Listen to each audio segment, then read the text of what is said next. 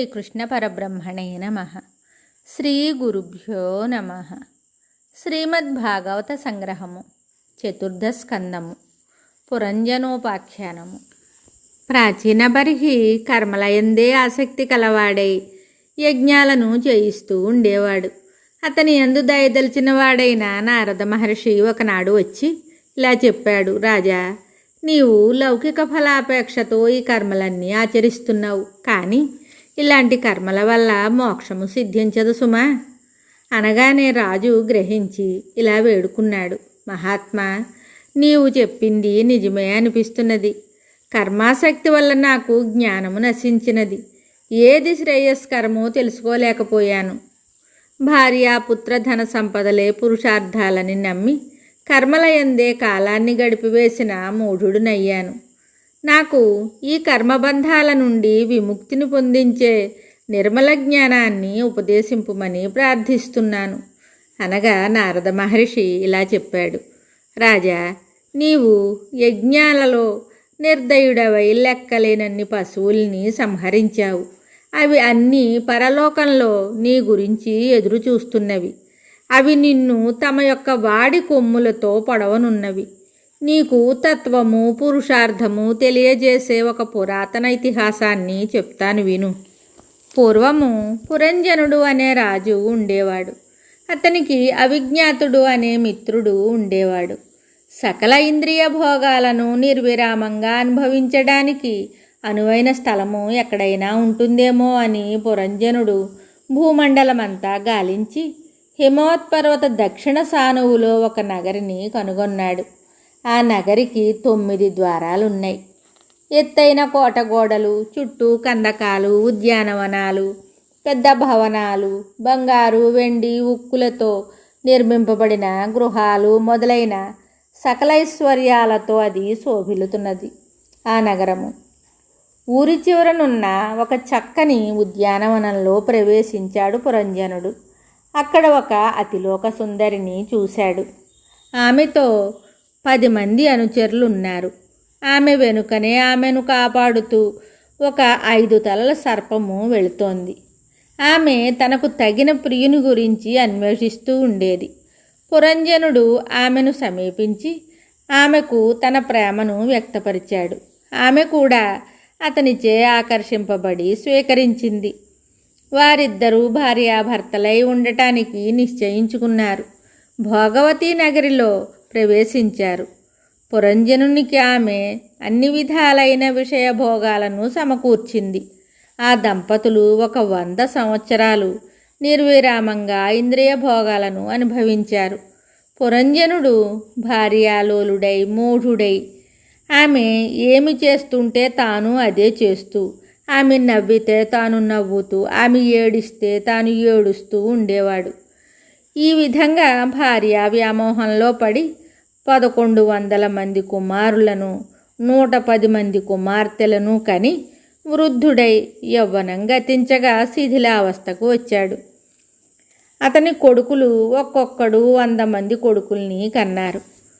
చండవేగుడనే గంధర్వుడు తన 360 మంది గంధర్వ వీరులతోనూ 360 మంది గంధర్వ అంగనలతోనూ పురంజనుని భోగవతి నగరంపై దండెత్తాడు. 5 తలల సర్పమైన ప్రజాగరుడు ఒక్కడే వాళ్ళని ఎదుర్కొని ఒక 100 సంవత్సరాలు పోరాడి శక్తిహీనుడయ్యాడు. పురంజనుడు కానీ లక్షల సంఖ్యలో వృద్ధి చెంది ఉన్న అతని కొడుకులు, మనుమలు కానీ నగర సంరక్షణ గురించి ఏమీ పట్టించుకోకుండా, ఆపదను గుర్తించకుండా తమ భోగ విలాసాల్లో పడి కాలయాపనం చేశారు. అతనికి ఒక కుమార్తె ఉన్నది. ఆ కాలకన్య పేరు జర. ఆమె యొక్క వికృత రూపం చూసి ఆమెను ఎవ్వరూ వరించనందున ఆమె వరుణ్ణి వెతుక్కుంటూ లోకాలు తిరుగుతూ ఉండేది. ఒకనాడు ఆమె నా వద్దకు అనగా నారదుని వద్దకు వచ్చి వివాహమాడమని కోరింది. నేను అంగీకరించనందున నీవు ఎక్కడా నిలకడ లేకుండా నిత్యము తిరుగుతూనే ఉందువుగాక అని శపించింది. తరువాత ఆమె యవనుల ముఖ్యుడైన భయుడు అనేవాని వద్దకు పోయి తన కోరిక తెలియజేసింది. అతడు సానుభూతితో ఇలా అన్నాడు: సోదరి, నా మాట విను. ఈ వరాన్వేషణ విడిచిపెట్టు. నిన్ను అందరూ దుర్భగ, దౌర్భాగ్యవతి అని అంటారు కదా. నీ వలన ఎవ్వరికీ ఆనందం కానీ అదృష్టం కానీ కలగదు కనుక ఎవ్వరూ అంగీకరించడం లేదు. అయినా నీవు నిరుత్సాహపడవద్దు. నీవు, నేను, నా సోదరుడైన ప్రజ్వరుడు మనం ముగ్గురం కలిసి ఎవ్వరికీ కనపడకుండా శరీరంగా తిరుగుతూ జీవులను పీడిస్తూ అంతం చేస్తూ ఆనందిద్దాం అని చెప్పగా జర అనబడే కాలకన్య ఒప్పుకున్నది. కాలకన్య భోగవతి రాజ్యంలో ప్రవేశించింది. పురంజనుని పూర్తిగా ఆవేశించి ముసలితనంతో పడగొట్టింది.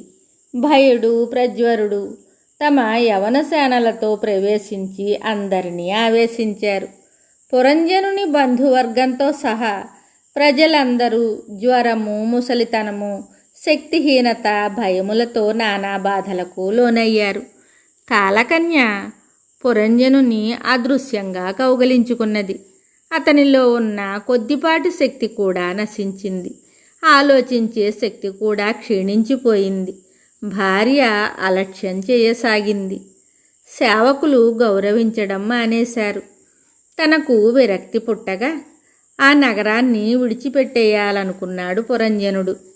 ఇంతలో ప్రజ్వరుడు నగరానికి నిప్పంటించాడు. ప్రజాగరుడు సర్పము ఇంకా పోరాడడానికి శక్తి లేక ఎక్కడికో పారిపోయాడు. భయుడు పురంజనుని పట్టుకున్నాడు.